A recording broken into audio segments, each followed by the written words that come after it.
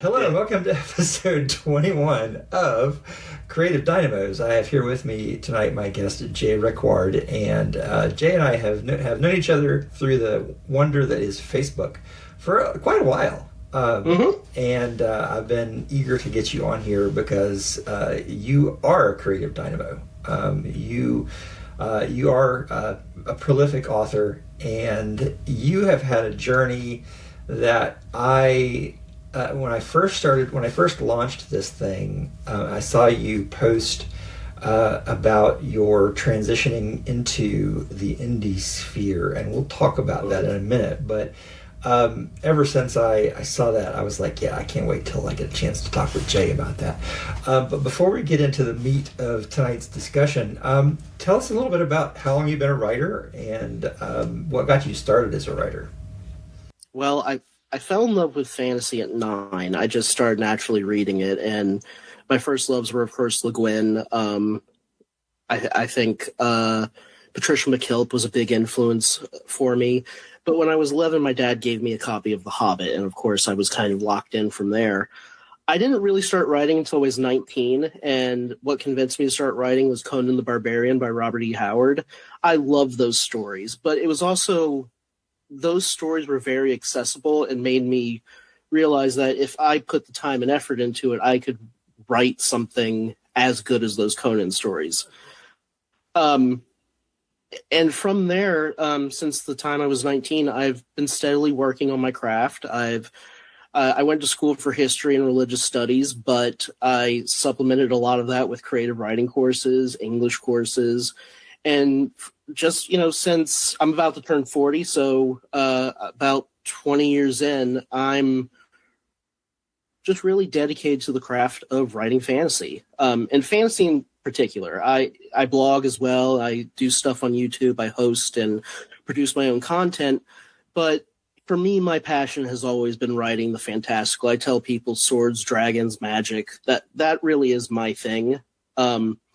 And it's something that I love doing, and will probably be doing until the day I croak, if God willing, and I'm blessed to do that.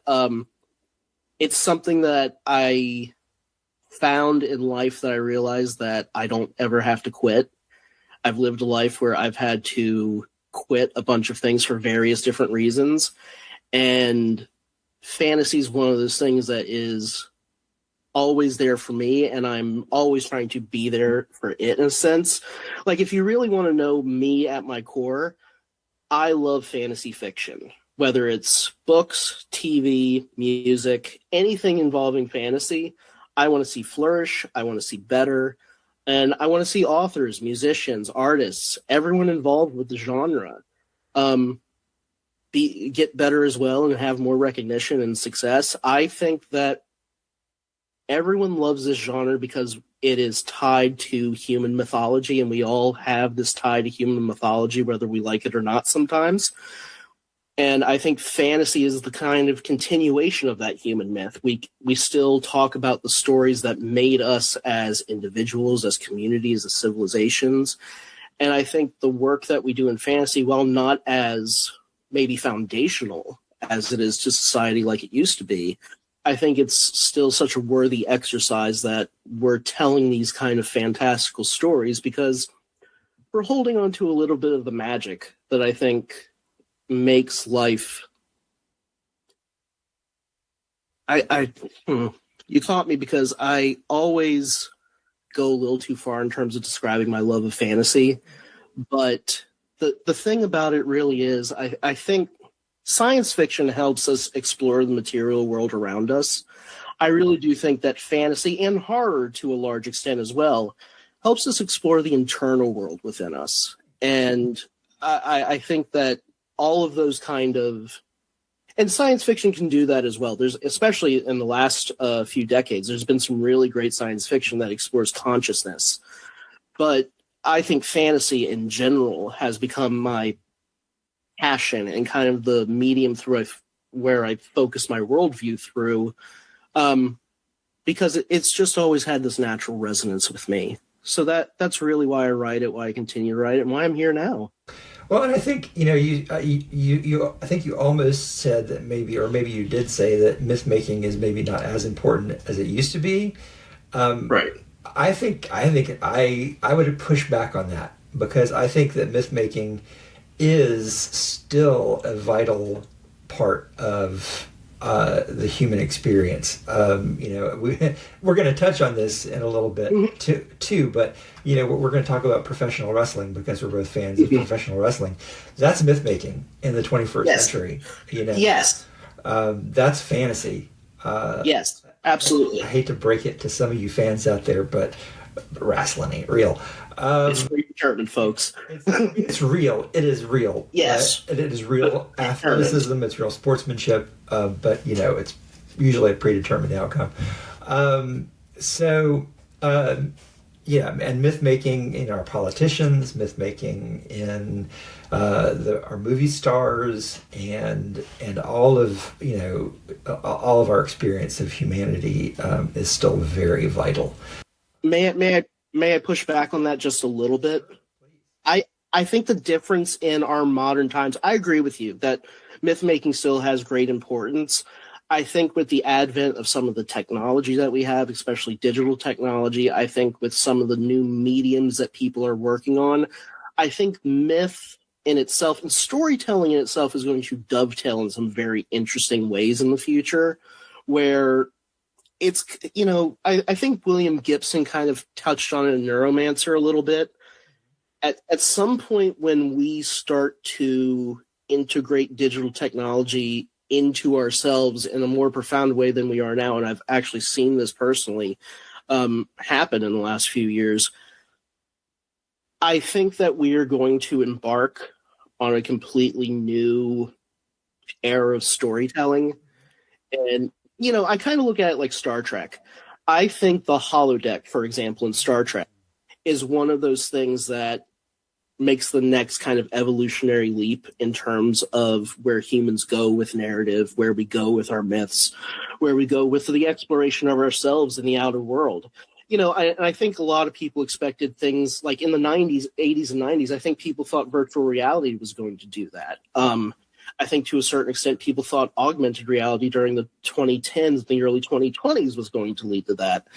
I think where we're going with AI in particular is going to maybe not change fundamentally how we tell stories, but it will create new avenues and new methods of telling story once we get past the giant legal and ethical hurdles that it obviously has. But I think that that's an inevitability in itself too, that like at some point it will be involved in storytelling. And once that happens, I don't know what that looks like. It's funny you say that. Does the name J.C. Hutchins mean anything to you? A little bit. There's a little bit of familiarity with that, yeah. Okay. So I don't always remember where my relationship tree tracks.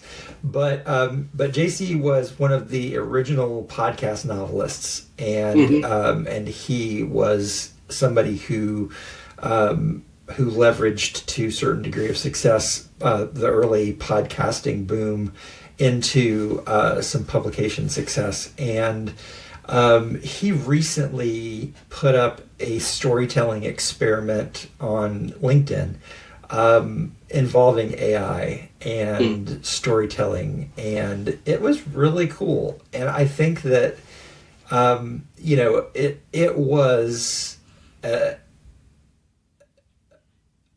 just the barest glimmer of, I think, the kinds of things that we'll see moving forward. I think when the technology catches up to where our imaginations, if that's ever possible, are capable of going, then I think that we'll definitely see some interesting things if we live to see that. If not, then the generations to come will see that for sure.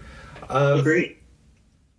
And I think that's this kind of conversation is exactly why I started this podcast, because I want to talk about this kind of stuff. we talked about, I say we, not you and I, but the community at large of writers and creators that I have known for the past almost 20 years used to call what we did new media. Because podcasting was at that point new media, and YouTube, and leveraging technology in storytelling, and it still is new because we still are kind of exploring the boundaries of what we can do with self-publishing, indie publishing, whatever we want to call it, and I think the problem is a lot of us, myself included, are still thinking in a very old media kind of way, even when we are using new media. Like we aren't using this new technology to its fullest potential. And I'm not talking about having AI write the story for us, because that's never a good thing. No. But using technology to help us tell our stories is something we're still figuring out, I think. Go ahead.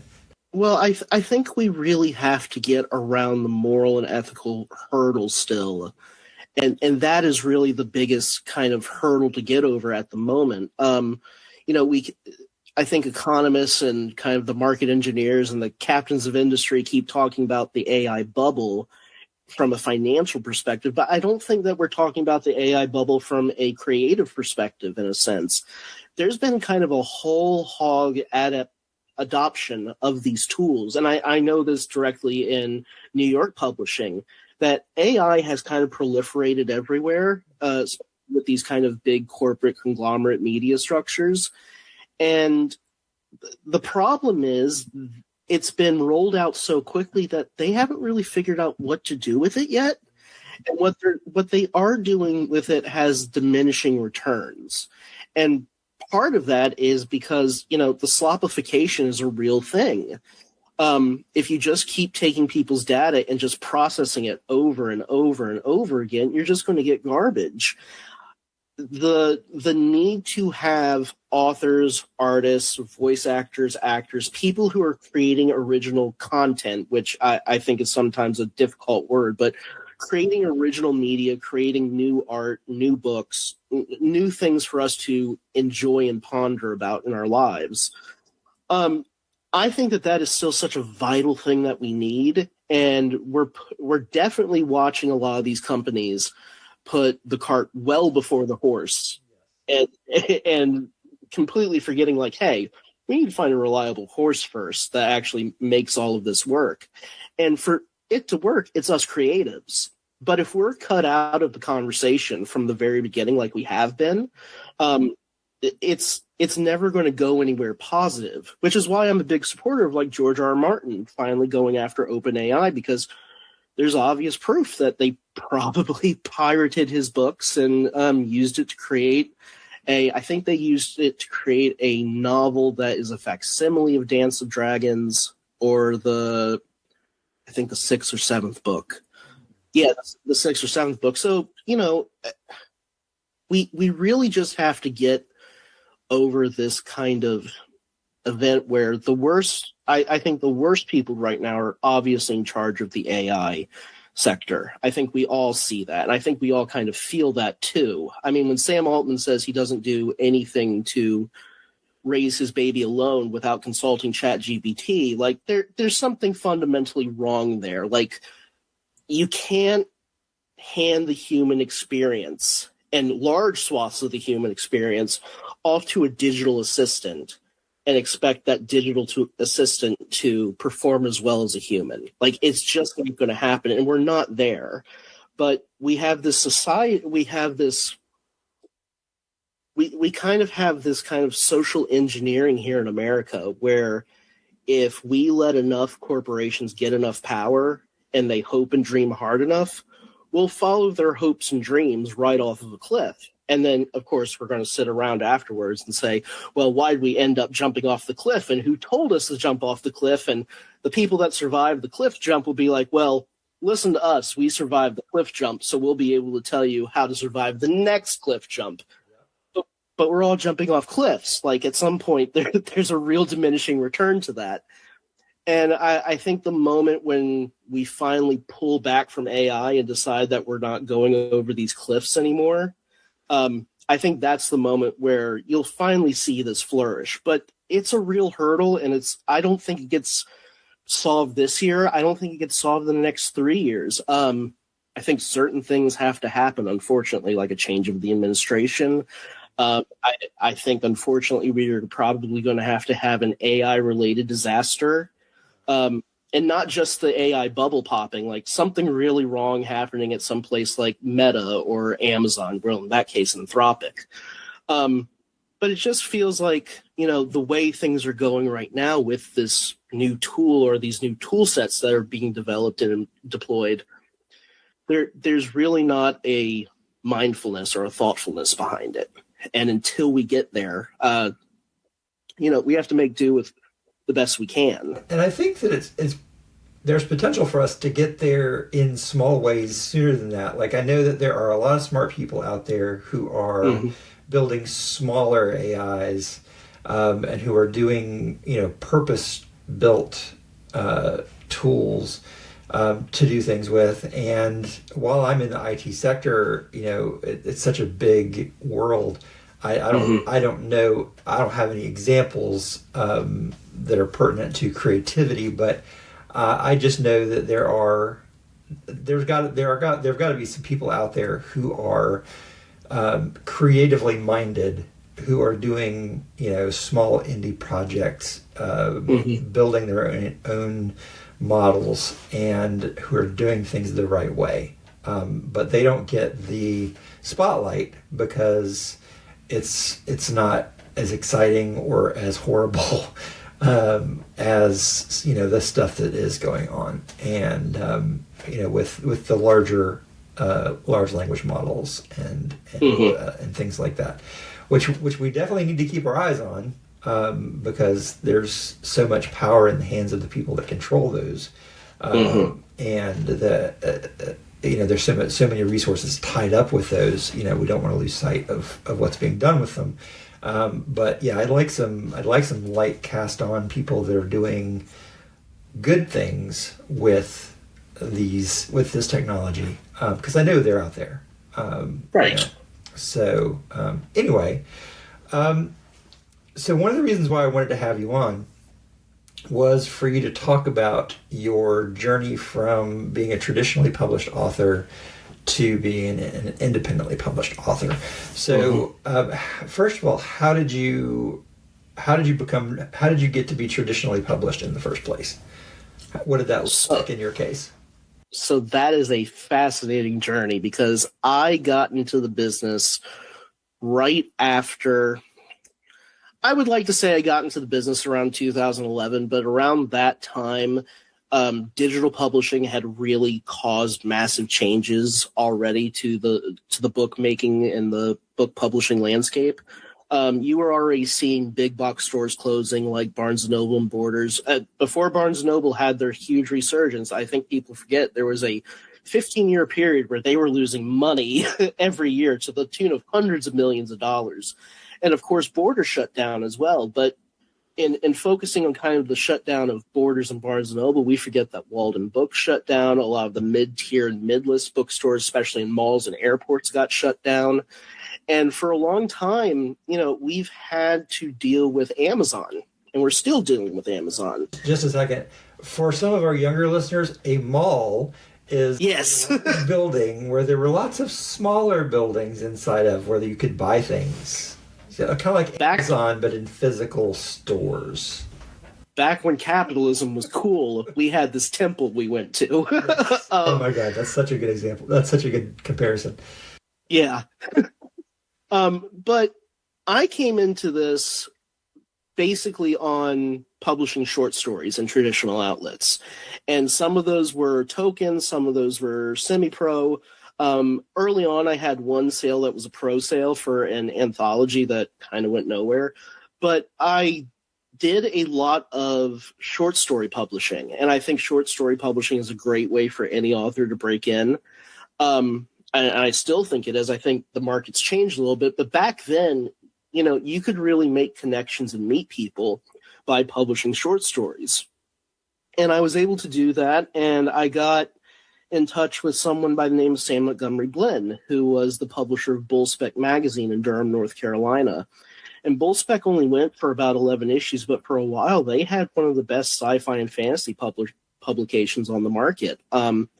High gloss covers, great articles, great short fiction, just fantastic. But through Sam, I was able to meet a lot of great authors, a lot of great editors, publishers. I went to my first Dragon Cons, which were a really important turning point in my career where I was able to make connections.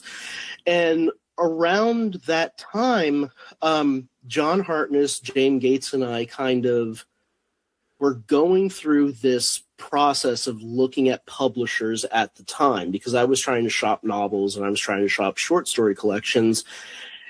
And I entered a period of publishing where there was this really big push for diversity, which was really important, is still really important at the time, especially now since a lot of publishers are pulling back from it. I also entered at a time where the technological shift from traditional print and paperback books to ebooks was really taking place. So my first publishing contract was with a small publisher out of Apex, North Carolina, which is my hometown, called Peak City Press. They bought a novel from me called The Night, which at the time was a vampire fantasy. And this was the time when Twilight was really popular and there was a lot of vampire fiction on the market. I essentially wrote a novel that was, did you ever read Crimson Reign? It's a Batman comic book. Yes, basically vampire Batman in a fantasy city. That was my first novel. And unfortunately, the publisher folded right literally the week before the novel came out. I learned a lot of valuable lessons from that. But from that failure, I was able to meet new people, including John and James. And at some point, we all got together and decided that John was going to start Falstaff Books, and James was going to be one of the editors, and I was going to be one of the first authors they signed. The first contract they ever handed was to me for my Monway the Panther stories. They took 9 of the stories that I had and collected them all in one volume that became Thief of Destiny.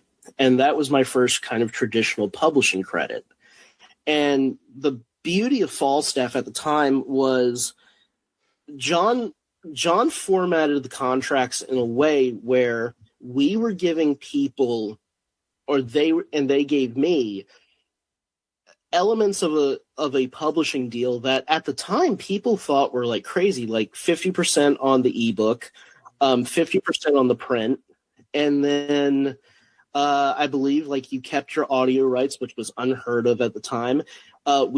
They didn't have right of first refusals in those contracts. So for people who are really young, who are now getting into the publishing game, there used to be something in a publishing contract called right of first refusal, where a publisher, if they weren't interested, let's say you published your first book and your second book, and the first book does well, but the second book doesn't do as well, and the publisher doesn't want to put out the money for the third book. Well, they sometimes have something in a contract called a right of first refusal, where they can say, well, we need to read whatever you write next in this series, and we have a right to say no to it first or yes to it first. And for a long time, those were kind of bad contract situations because if a publisher had a vendetta or there was a management shift or so many things that can happen to a publisher, and you've experienced this too, that right of first refusal could really hold up people's careers in some cases. John got rid of that from the contract. And that was really important for me because I was able to go and shop other books, other places that he wasn't interested in. And I was able to get into ghostwriting for a little bit at the time. Of course, I've signed some NDAs, so I can't really talk out loud about who I've written for, but I was able to use the traditional publishing experience I had through Falstaff to get into ghostwriting and then get into some editing here in New York City. as a contract employee for some of these larger publishers. And over time, I kept publishing more books with John. And I started publishing a few more books that unfortunately never got published with other publishers because, again, things happen in publishing.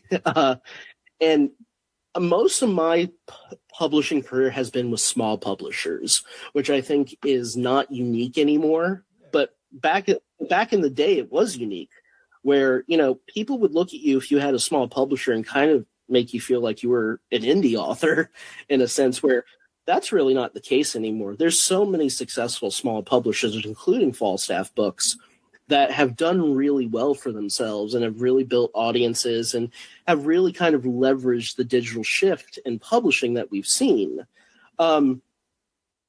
Around, I would say, 2018, however, I kind of realized, and at the urging of John too, that to be a successful author, I think now in today's marketplace, you really do have to be a hybrid author. And I had picked up so many tools working for Falstaff. I was first an author for them, and then John hired me as a business manager, and then he hired me on as an editor.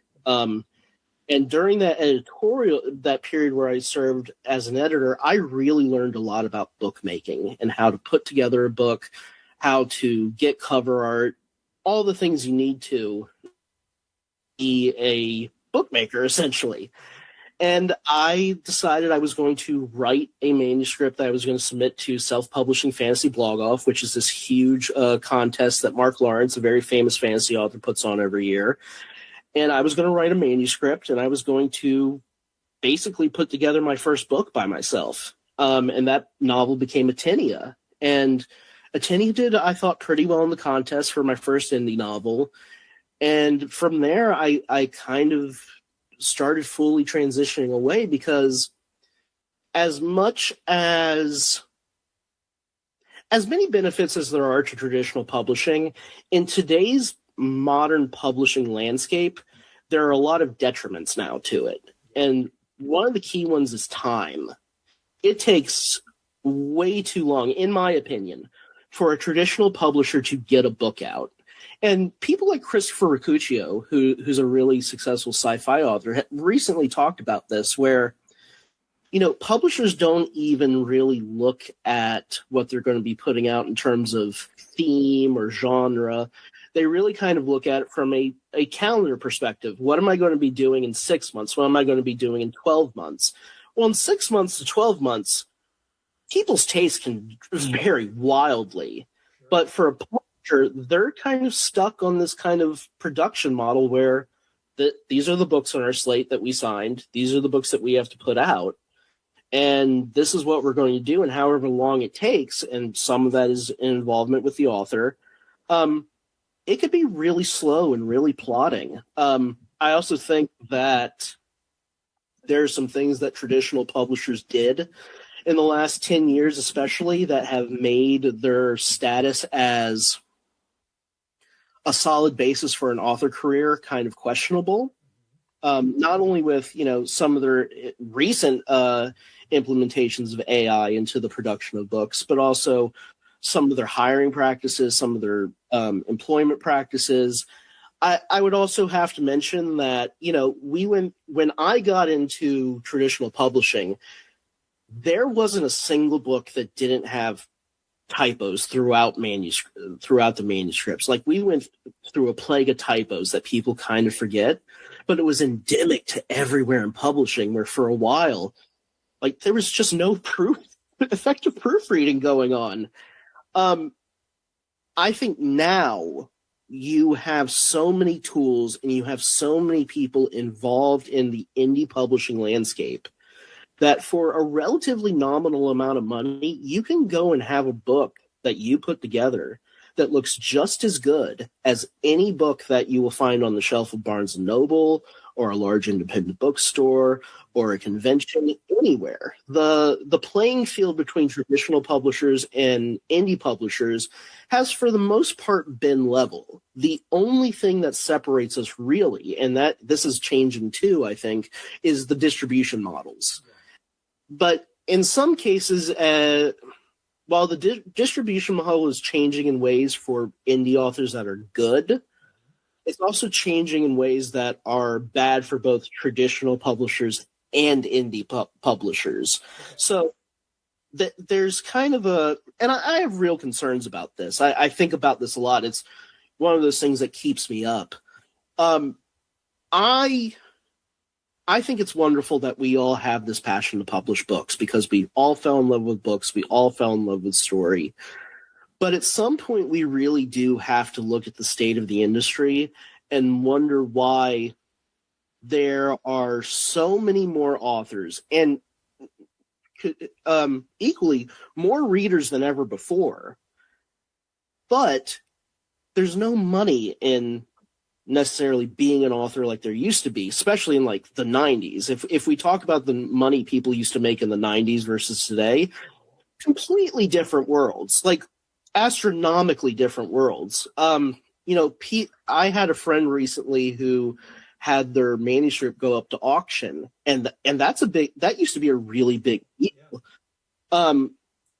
I think, without giving away too much, she got essentially like $90K from that's not much, but like Terry Goodkind got like $150 million for Wizard's First Rule, and that guy was a douchebag. Like, you didn't even have to be that great of a person to nail a big deal back then. It's not important what kind of person you are. Yeah, but interesting, I think now it kind of is because, well, social media... Things have changed in that direction, too. Yes. But I think fundamentally a question that every author, every publisher, every editor, and everyone involved in bookmaking has to ask now is, what is the real health of the industry? And while I think there are certain things happening in the industry that are very good, like the rise of bookshop.org, other independent bookstores finally getting online and trying to make a play for it, we really need antitrust legislation against Amazon. And honestly, I've spent years talking about this with other authors and publishers and editors, years, trying to figure out a way, like, okay, what's something we can do as authors and editors and publishers to kind of either meet them halfway or get around the challenges they present to us? And unfortunately, I've come to the conclusion that the only way we really fix the Amazon problem and make publishing equitable again for everyone involved is unfortunately going to have to be antitrust legislation. Amazon owns too much of a monopoly on the publishing business, especially digital publishing, that unless something's really done about it, and I don't mean to be a doomsayer because I think things can be done about this, and I think that authors can be very pivotal in getting this done, as we're seeing right now with OpenAI. I think that that's the big fight for not only our scene in genre fiction, but for every scene in publishing, and outside of just books, music, video, movies, film, everything.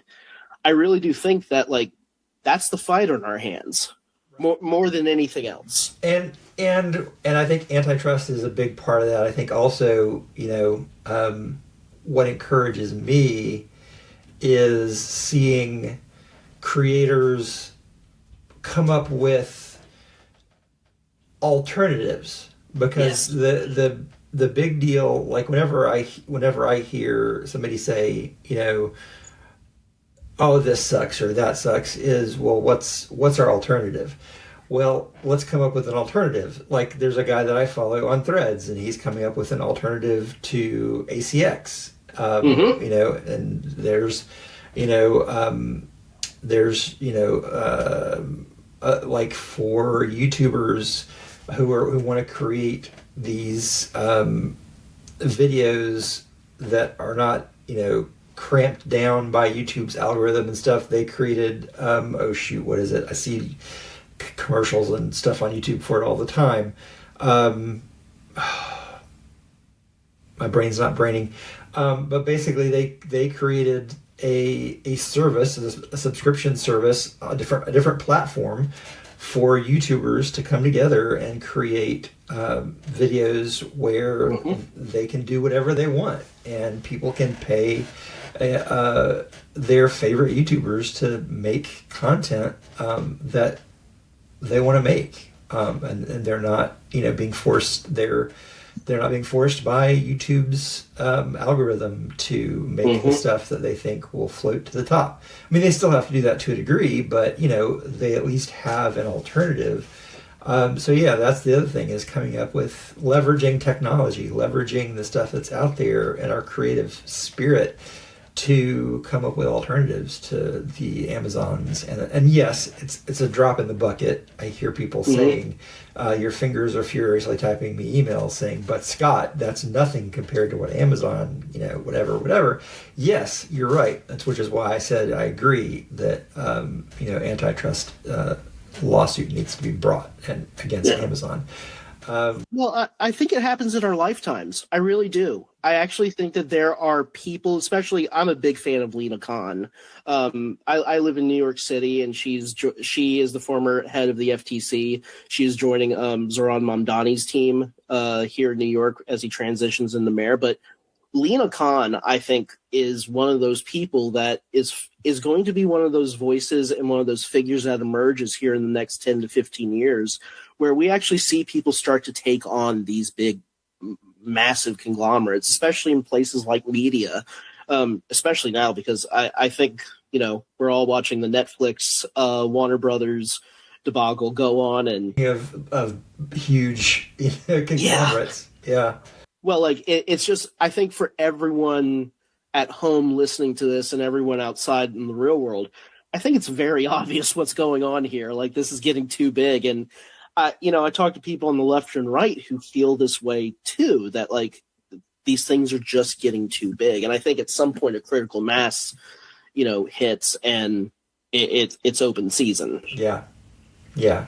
It's too big to fail. Yeah. Right. No such thing. If history has taught us anything, there's no such thing. So now you're in the process of continuing to go more and more indie, and I think I saw something about you are in the process of getting some of your rights back, and going to be making some stuff available in the new year. What's the process of getting your rights back been like? Has that been complicated? I think that's something that people who, again, might not know much about the minutia of publishing and contracts, that concept of getting your rights back may not be something that they're familiar with, or but they should be conscious of if they're interested in going down that road. Right. I absolutely agree with that.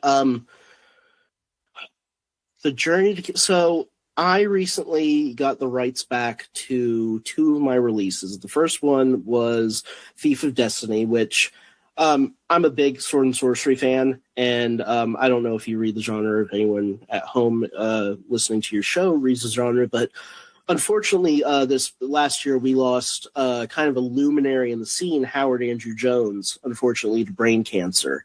And Howard was this brilliant author, brilliant editor, a great all-around human being. But one thing that I think that he doesn't get enough credit for, especially sword and sorcery, because you see it happening left and right now, is combination novels are really big again, where people are taking short stories that feature one central character and rewriting them to tie them into one cohesive novel.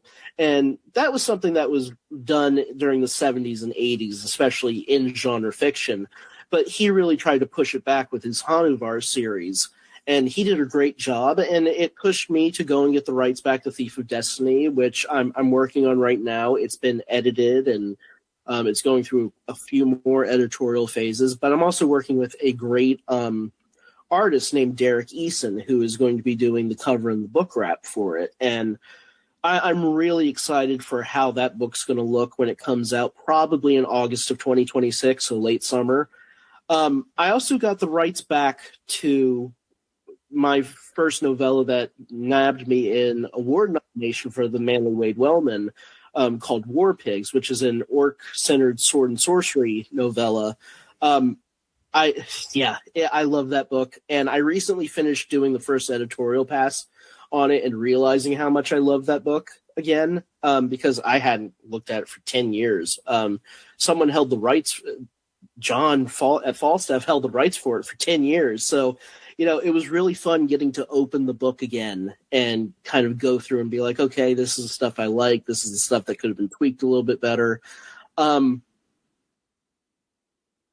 It is easy to ask for your rights back, especially when you have in your contract stipulations that say at any time you can ask for your rights back.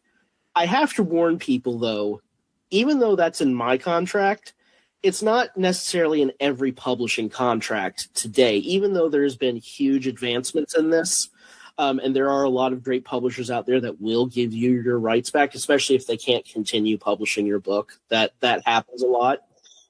Actually, that's some of the reason why a lot of publishers are existent today, because some people were able to get their rights back and they started new publishing companies based off that. But asking for my rights back has been easy. Getting them back has been a little bit harder, and a lot of that comes down to the administrative side of the publisher. They have to write documents and they have to generate material that says, like, these rights are back to you. And if something happens along the way, as they tend to do in publishing, it might take them a long, long time to get those rights back to you, even if it's just a simple email saying, hey, this is back to you now.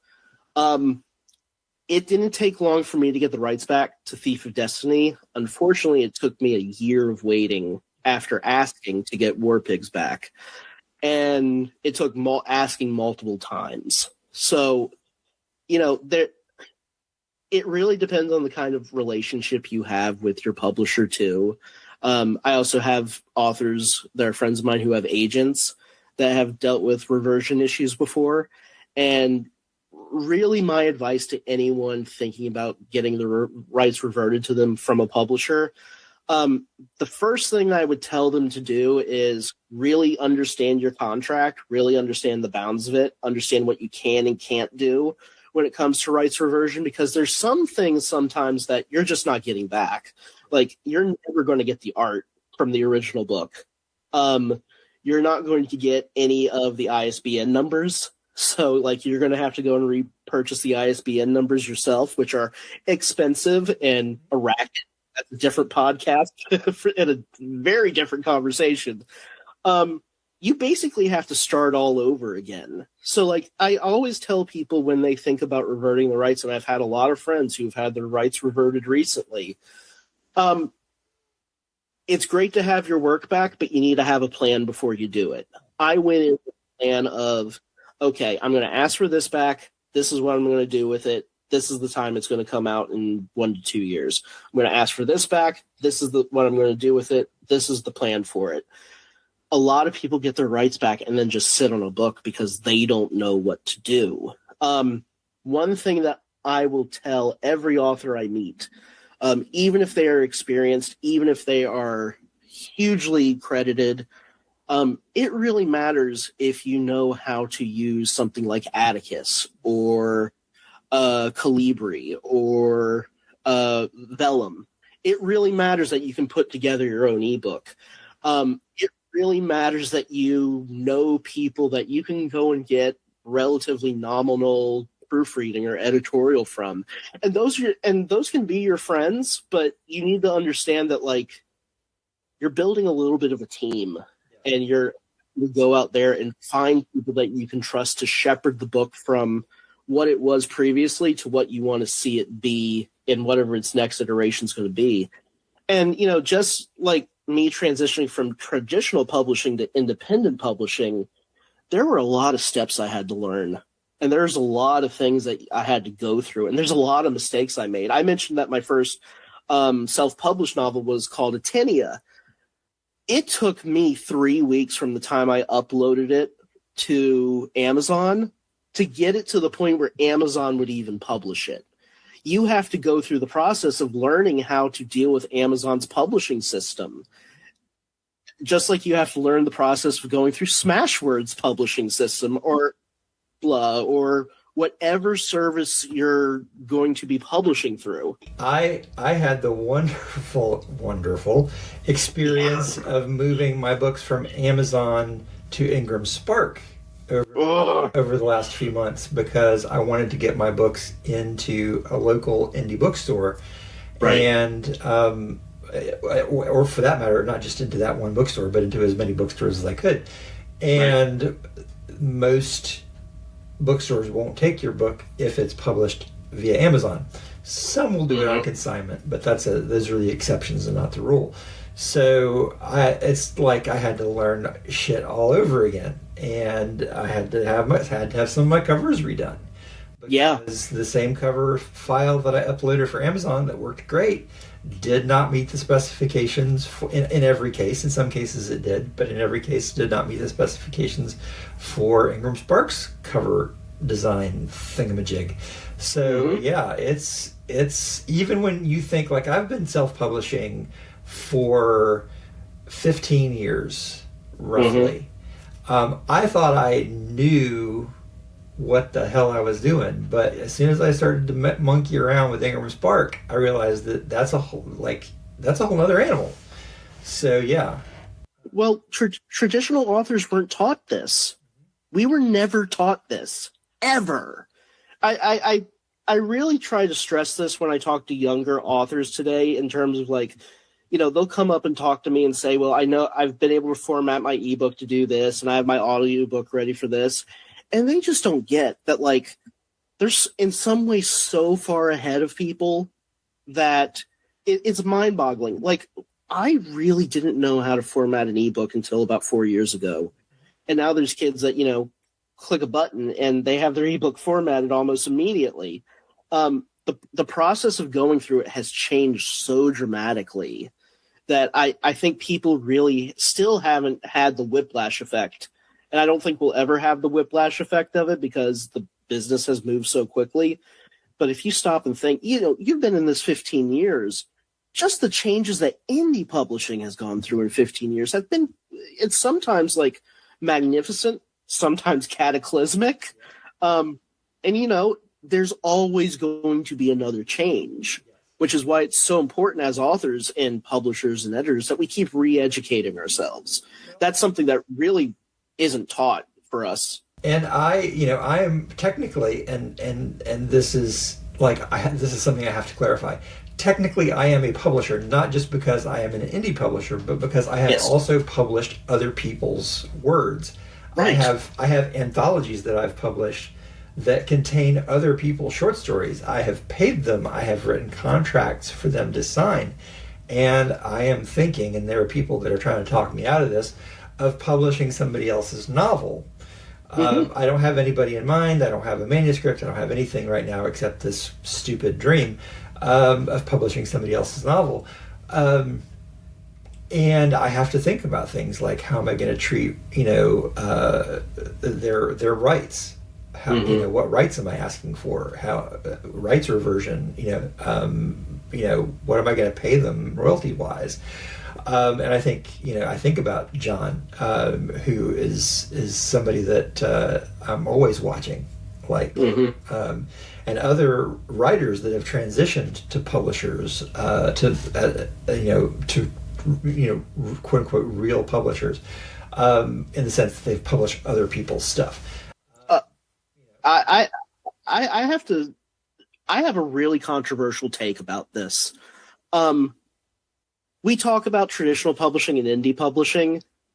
I think just in the last few years alone, especially post-pandemic, I think sometimes we're clinging too hard to these ideas of indie and traditional.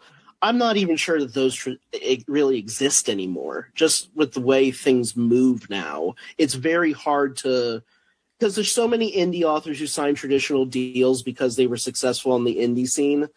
And there's so many traditional authors who leave traditional publishing and then find success on the indie scene that, what do these terms really kind of mean anymore? I think about that a lot, but I'm sorry, you were saying, please I think continue. those terms definitely. I think they still have some meaning, Hmm. but I think that what we have here is a spectrum Hmm. rather than a dichotomy. Like it really is, because I was talking with an author in an interview going back several weeks, and she works with a. They're not a publisher. They offer publishing services, Hmm. and so she uses the word hybrid differently Hmm. than you used the word hybrid earlier. And so there's all kinds of language around all of these things, and I think that that can be helpful, and it can also be a hindrance sometimes. I Hmm. use the phrase indie publisher to mean stuff. I publish my own stuff, but then there are publishers out there that call themselves indie publishers in the sense that they are small publishers. So yeah, it can all get very confusing. Well, I, I one thing that I tried to I want to verbalize this correctly because I think it can sound very confusing to people who can't see my face as I say it. Um, so I think when you look at certain publishers like Falstaff, or you look at Atheon Books, or you look at Dragonsteel Press, which is Brandon Sanderson's outfit, um, I'm not sure that the distinction between big publishers and small publishers and indie publishers versus traditional publishers is so defined anymore that and this is where so I agree with you that there is still on a macro level a traditional structure to the industry. Like I think if you have a book in Barnes and Noble or Books a Million or in one of the airport lounges or one of the bigger box indie stores, and I live in New York, so there's a bewildering amount of big box indie stores, which is both a positive and a negative. Um, I think small publishers have had such success over the last 2 decades that even the term big publisher versus small publisher, I will concede that the terms indie versus traditional still hold value. But kind of getting back to what I said about Amazon, who's really big versus who's really small when we're all having to really scrape it out on the same marketplace? I mean, I know big published authors who've sold no copies at a traditional publisher who've turned around and been able to sell 10,000 books versus, indie authors who sold, thousands and thousands of books before they got their traditional deal and then didn't sell a copy afterwards. So like it's just a very weird environment to be in, and I know this is a lot of word salad on my end, but it sometimes feels like we're kind of in an ontological salad when it comes to publishing. Like, what is this thing really? What does it really do? Is when I put a story up on Substack, is that publishing? Yes. Yeah. I mean, Yes. yeah, there's a lot of, man, it's a lot. Like, people take a stance against self-publishing and then they go publish something on Substack or publish something on their Right. blog, and I'm like, you're self-publishing. Like, that's self-publishing. Well, journalism now is primarily self-published, like serious journalism out there. It Yeah, but Substack in itself has become the news platform now for the internet in many ways that the New York Times or the Washington Post or the San Francisco Chronicle can't claim to have anymore. They have readerships that far dwarf those traditional publications. So like that again, it becomes one of these things where it's like, what are we really talking about when we say big, small, traditional, indie? It's a very confusing mess sometimes. Which is why I try and, like, whenever I talk about these kind of topics, I try and parse it out as much as I can without like getting bogged down too much. But yeah, I consider myself just a publisher because I've published my own stuff. I publish other people's stuff. I am a publisher. And that's one reason why I want to take the next step in my journey of publishing somebody else's novel, because I think that would be a fascinating addition to my journey. And I think I have something to offer whoever that person ends up being, if that happens. So yeah, I think that's Yeah. I think that's completely plausible and completely doable. And I think there are, I'm a big fan of New Edge Sword and Sorcery magazine, which is published now under Brackenberry Books, which is their publishing banner. They just kickstarted their first Sword and Sorcery novel, and it sold really well from the Kickstarter, and it's still moving well post-Kickstarter now that it's actually out in the world as a published novel. There are so many different ways now to have successful novel launches and to get there that even with a small amount of money, it's possible. Like the beauty of the industry now, for all of the downsides that we can speak to it, there's still an opportunity to go out there and find readers and actually find an audience and actually do something that people don't expect. So I say go for it.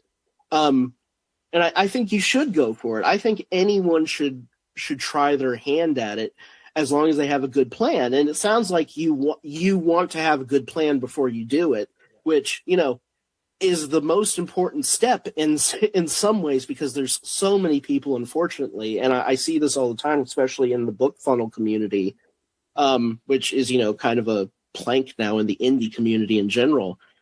I see so many people put books out on book funnel that clearly didn't get any editorial. They clearly didn't get any cover design or any cover design input. Like as easy as it is to publish now, it's also a detriment in terms of that ease because a lot of people move too quick. So if you take your time, if you're thoughtful about it, especially when it comes to the cost of things, anything's possible. I mean, really, I used to be a critic of the Kickstarter method.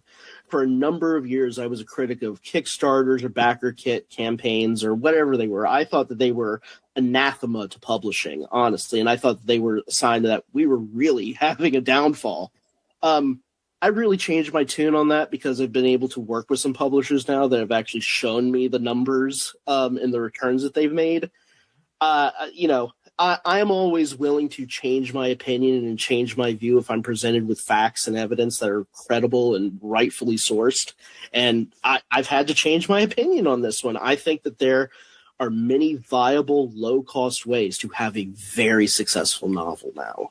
It's just putting in the work of putting that together, which in itself is an adventure. It is. Yeah, I mean, you've got to have the right partnership. You've got to have a good plan. There's a lot of moving pieces.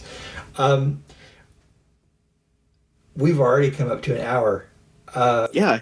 And there's so much more I want to talk with you about. Let's keep going. Let's keep going. So I had the pleasure of starting to read the first book in The Blessed and the Possessed. Yes. And this book is firmly in my wheelhouse. So, like, I figured. I have two characters that would get along famously with Father Patrick. Father Ian being one of them, and Willie Evans being another one.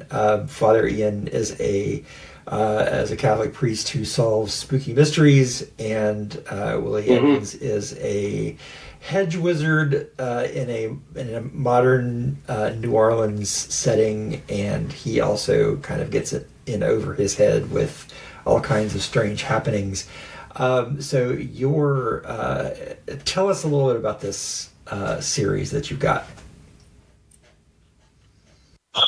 It's when the idea first came to me. So John Hartness at Falstaff Books wanted to do a series of Monster Hunter books based off of his successful Bubba the Monster Hunter series. And one thing that he asked me to do was develop a Monster Hunter character. Well, me being the surly son of a bitch that I am, I went in the exact opposite direction, where I had been reading The Rite, which is this novel. I can't remember the author right now, but it's this nonfiction novel basically talking about the training of modern-day Catholic priests in the rites of exorcism. And a movie was produced with it where Anthony Hopkins stars as one of the exorcists who is, spoilers, taken over by Satan, and the young priest has to save the old priest, which is a great trope. It's a fantastic trope. But I was really fascinated by Catholic exorcism and just the kind of notions around it, especially coming from the... I don't call myself an ex-Christian or a fallen Christian. I call myself a spiritual free agent, but I've always kind of had this affinity for Christ and the gospel. And eventually it became this question about, okay, if there is this God in the world and he in Catholic cosmology, God gives permission to all things. All things. There is nothing that happens in the world that does not have God behind it saying, yes, do that. No, do that. The wind blows this way today. The sun rises at this degree. God's in control of all of it. Well, if you stop and think about that from a moral and ethical perspective, possession gets into a really gray area where God is allowing demons to possess a person's soul on the auspices that the liberation of their soul will show God's glory to the world.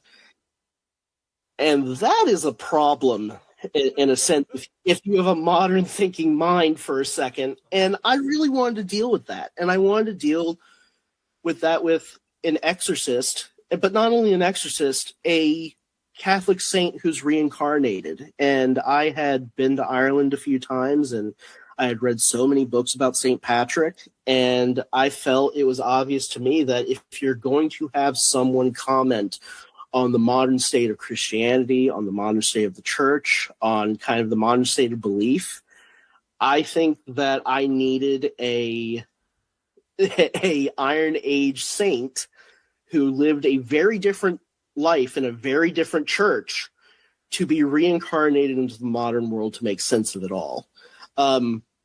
I came up with the idea of priests reincarnating. Well, I didn't come up with the idea. Historically, it's been seen before. During the Crusades, actually, there's multiple records of saints actually reincarnating throughout the Levant. It's fascinating, actually. So, traditional Orthodox Christianity holds this idea that reincarnation is just not happening. But during the Middle Ages, Catholics were fully embracing this idea that, I think one saint, I can't remember his name, but showed up twice during the First Crusade and then showed up again during the Third Crusade. And they were like, no, this is the same person reincarnated twice.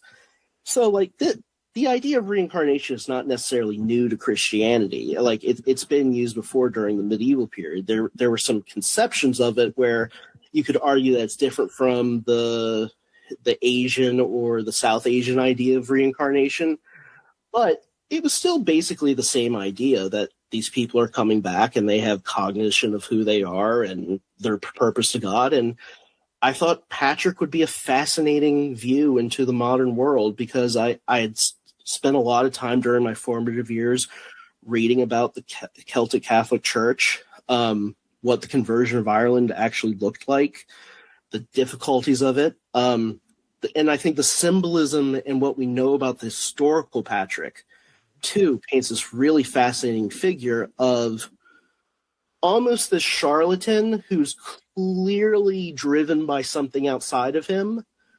But it's also, there's such a fantastic story to St. Patrick himself, from driving the snakes out of Ireland to knocking a rock out of Satan's mouth to, the conversion of pagans into early Christianity. I mean, there's myths that he may have been, and myths because we don't have any confirmations of these things. And Irish mythology and Christianity have a very interesting synthesis during the Middle Ages that I think we really take for granted sometimes, and it's a real synthesis. But he may have been involved in the formation of other Celtic gods turning into saints, which is something that happened in Irish Christianity, where they took the gods and literally made them into saints. I just thought that he was a fascinating person to look at and a fascinating person to express this story through and explore these kind of moral and ethical bounds. What I didn't expect by the third book, and a little bit of a spoiler, the question I eventually ended up having to ask is like, well, okay, what happens if Jesus Christ actually came back? Like, came back head to toe, flesh and form. Because I've grown up in the South most of my life, and I grew up around evangelical Christianity most of my life. And you know this as I know this, a lot of evangelical Christians, even to this day, are positing that Jesus Christ is going to come back in some sort of physical form, which is not biblically accurate per se, and usher in this kind of paradise, which is also not biblically accurate per se. There's a tribulation, and a lot of hard stuff happens between the good stuff and the end. I wanted to explore that. I wanted to explore that notion in the modern world. Like, what would we actually have to do if Jesus Christ just started walking around the streets of New York City? And you knew, like, you know, we all have this question as people of faith of why we believe and how we believe and the depths of our belief. Well, if you suddenly had your beliefs confirmed, it would be such a shock. I think it's almost as much as a shock when we talk about the question of aliens coming down and making first contact. What would that do in terms of our definitions of God and spirituality in the universe? I think the same thing would happen if Christ showed up out of nowhere. And in fact, I think if Christ had to show up and commentate on the modern world, I think it would actually be a much more difficult journey for everyone involved, including the Almighty. Especially now, you know, it's funny that we're talking about this because just last week, one of the areas of the early church that I'm really fascinated in is the Arian controversy.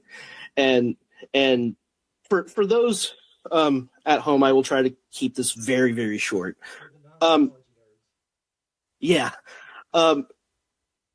There was a presbyter who's basically a scholar named Arius, who was part of the early Christian church.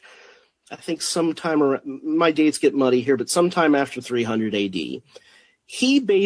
The early Christian church built this idea of the Trinity, the Father, the Son, and the Holy Ghost.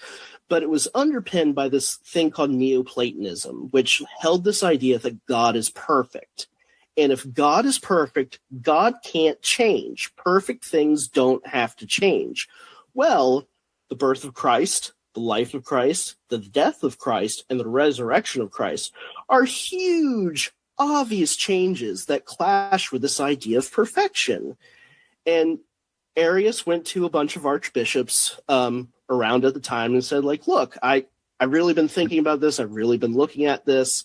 I'm a trained scholar. I'm not just anyone out of the woodwork saying this.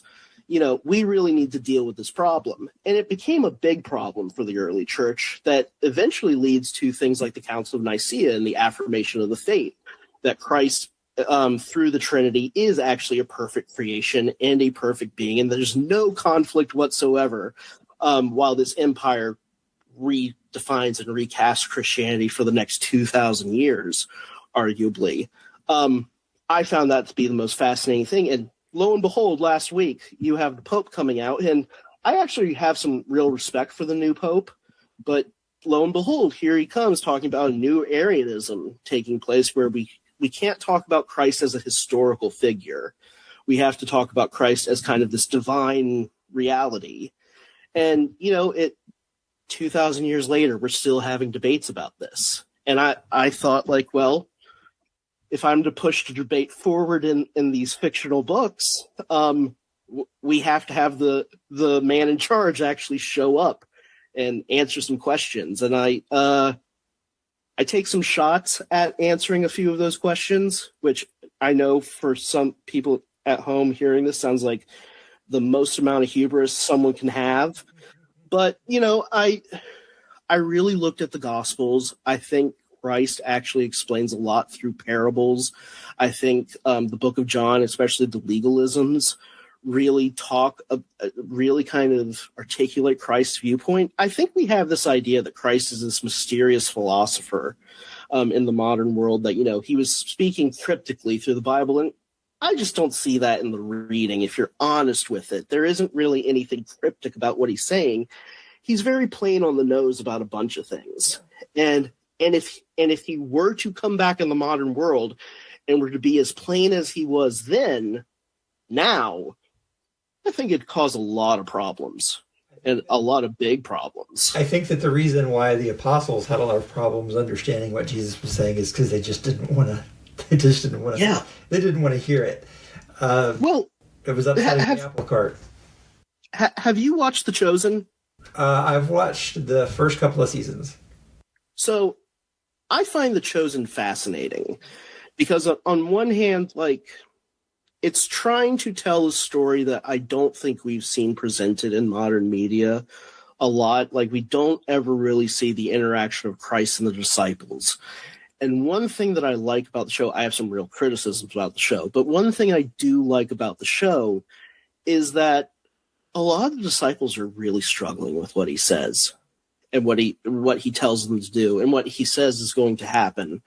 And I think that struggle is important to depict because even for modern believers of any faith, our struggle is a constant one. And it's one of sincere doubt and re-examination and recentering and reaffirming, but also sometimes deconstructing and reconstructing something new. And I like that there's attempts to address that now, even though I think the show has some real passion issues to it. There's some arguments that Christ is making to the community that he's in at the time that are very modern and are talking about things about purity that don't fit the modern conversation we have about purity, but also don't fit the conversations that ancient Jewish communities would be having about purity. There's some real medievalisms in there still, which, you know, I think from the perspective of a religious studies scholar, I think you have to look at the medieval period of Christianity with a lot of nuance, because in many ways the medieval period of Christianity is when things really start to twist themselves in very fascinating, sometimes some very distorted ways, and lead to things like the Reformation. And we still carry the images of hell that we carry with us are still basically from the Inferno, like, you know, fan fiction written by Dante.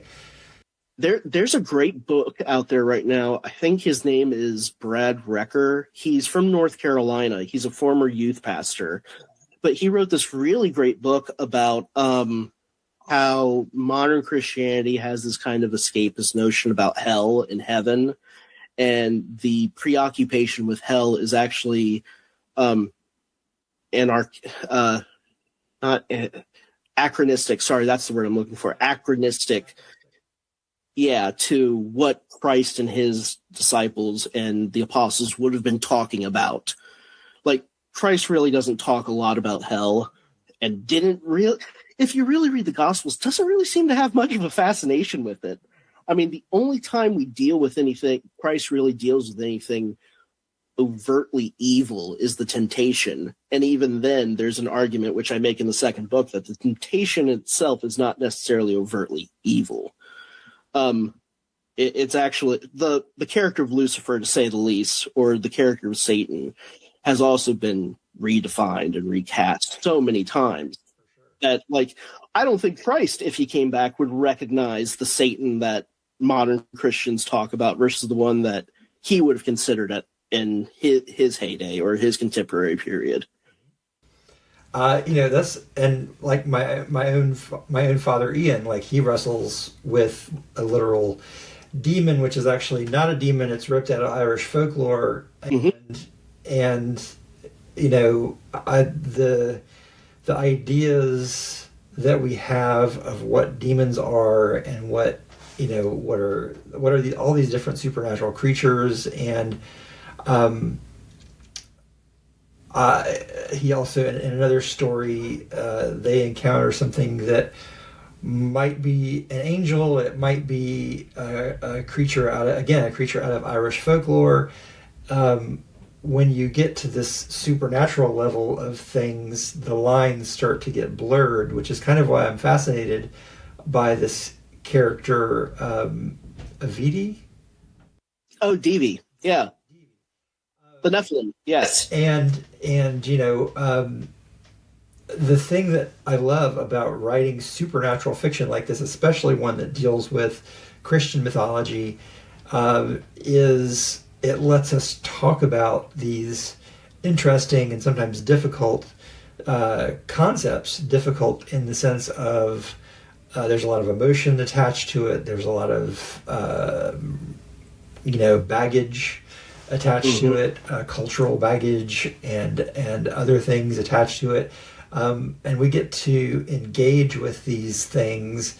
And I actually talked with other previous guests just in general. I love how speculative fiction lets us talk about philosophical concepts, political concepts, religious concepts, whatever it may be, in a way that is a little less threatening than just writing an essay about it. Right.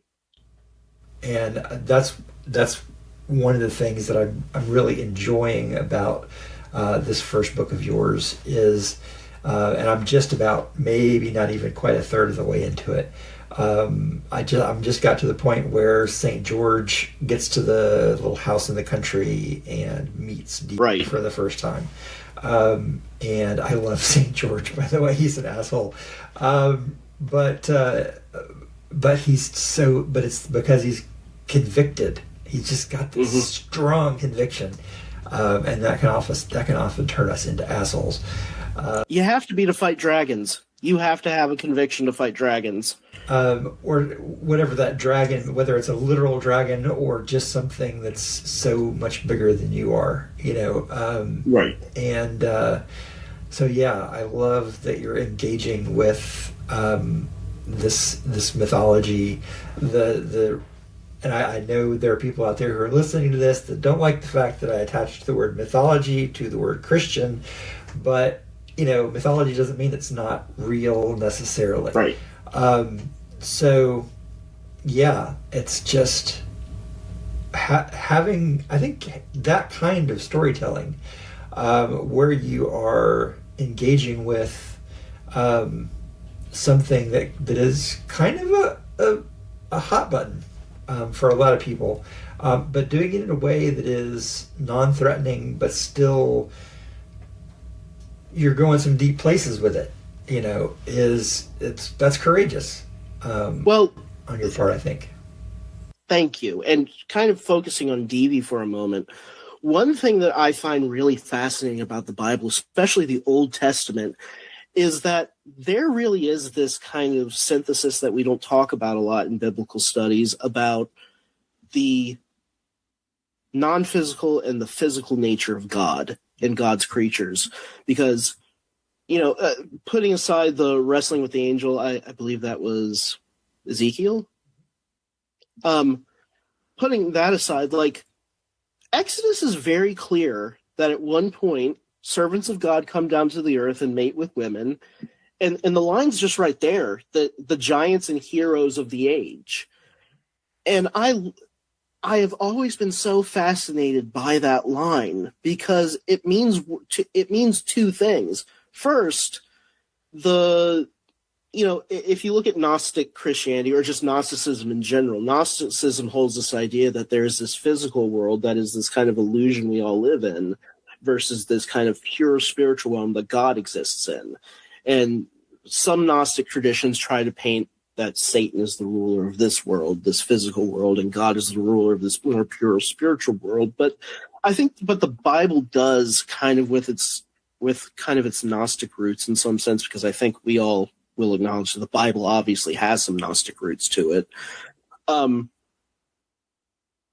The idea of angels being able to mate with humans and a child being produced of that, such fertile storytelling ground that never gets touched on again at all, save, David and Goliath, who Goliath is arguably a Nephilim, maybe, but maybe, a child of someone who mated with a Nephilim many generations down the line, and he's just a giant now. But, I think it's a fascinating thing to talk about because I think it speaks to especially if you take the Catholic the Catholic view of cosmology, that God is behind every decision made. Well, if that's the case, God was behind the decision of these angels and humans getting together to procreate Nephilim. And if that is true, if it's true in any sense of the word, we have to look at the physical, metaphysical nature of God and how we interact with the world on a much more syncretic and a much more realized view that there is not this necessary separation between the spirit and the physical, that they are bound together. And they've been bound together since the earliest recordings of human history, which, even though it's, scientifically speaking, it's not an accurate recording of human history, it is still a recording of human history and us trying to explain the world around us and the universe around us. And I find it fascinating that early Jewish writers, early rabbinic writers always had this idea that God and the physical were combined, that they're not two separate things. And I think DV is a real exploration of that, because in some cases, like if those were real creatures that were involved in the modern world today, there are Supermen. There are Supermen. There are Wonder Womans. There are Flashes. They are our superheroes. They are our Avengers, our Hawks. In many ways, I think one thing that we miss out, and this is my big conspiracy theory, folks. It's not really a conspiracy theory, but it's something I fully believe. We have forgotten more stories than we know today. So many stories from the human experience, from human civilizations, from human conception, be it mythology or, how to grow the best rye in Assyria or wherever it is. We have lost more knowledge than we retain now, and especially stories. And I really do think that there was probably at one point a corpus of stories out there that featured these Nephilim characters going around doing superhero stuff. And, maybe not superhero stuff from the conception of a Bronze Age or Iron Age society. But today, the way we look at it, I think that we look at Captain America, and I'm not trying to compare, folks at home, I'm not trying to compare Captain America to Christ, but I think that we look at certain characters that are the epitome of what we think is moral and ethical good in the absolute. And they have such profound influence on us, be it Christ, be it Krishna, be it Captain America, be it Superman, that there's real power behind this. Like, it's something that shouldn't be taken for granted. And being able to, like you say, have these conversations about it is one of the things I think fantasy is made for. I think fantasy allows us to have these conversations both on the page and internally with ourselves that we necessarily can't within the pews of our church or within the confession box, or even in some cases when we're alone with our own prayers. I really do think that fantasy gives, and science fiction too has dealt with the questions of religion and spirituality very well. I think genre fiction does a very good job of giving us the permission to deal with these subjects. Yes. Like, the freedom that it gives us to delve into, as you said at the beginning of this podcast, to delve into our interior life. Be that our spiritual or our psychological life, or just that layer, that subconscious layer that we have. It's beautiful. And let's wrap things up. I know there was more that we wanted to talk about, but I wanted to talk about the pear tree and your transcendental fantasy, and we wanted to talk about wrestling. That just means I have to have you back on. Of course. I'd love to. This has been a great conversation. How can people find you? The best place to find me is at jayrequard.com. That's JAYREQUARD. Requard. It's a Alsatian name that takes people some time to get around, but you can find me there at my website. I mostly spend a lot of my time on Threads and Blue Skies these days. You can also find me on Instagram. Everything that you can find me under is under the name Jay Requard. You can also find me on YouTube. I had a show recently called Pondering the Orb that I recently shuttered for a little bit, but I'm also producing a Star Trek fan podcast called Where No Bubs Has Gone Before, which is me and my dad talking about every episode of TNG. Way too seriously, I have to say. But we did it during the pandemic because we wanted to have something for my son to listen to later on, just in case terrible things happen. Yeah, but in case terrible things happen to the pandemic, he could listen to me and his grandfather talk about the thing that we love the most. Star Trek's my favorite thing. It really does inform way too much about me. But you can find me doing that there, but I hope people will check out The Blessed and Possessed, and of course the first book that you're enjoying, The Driver of Serpents. Well, you can look for my review of that if I continue reading at the pace that I am reading right now, very soon on all of the platforms, because, and it will be an enthusiastic one, I can assure you.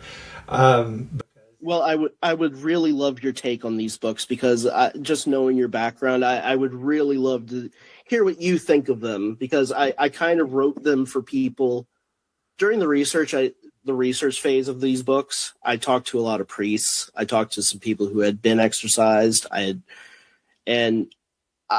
think one thing that I keep running into when I talk to people who read these books who have come from a life of faith is that they really have fascinating things to say about it. And I love, people, as much as I make commentary, I would love to hear what people think in terms of what I do right and what I do wrong. Absolutely. You probably also talk to some weed dealers, judging by the amount of ganja that gets consumed. That is New York. That is New York. I just put New York in there. Like, it is crazy. Now, the thing about being a New Yorker is that you have to decide what trade-off do you want. Do you want everything smelling like weed, or do you want everything smelling like urine? I can tell you, in a post-weed world here in New York, the city smells so much better than it used to, and I'll leave it at that. And on that note, thank you for your time. And, absolutely. And we will get you on the schedule for part 2 of our engaging conversation.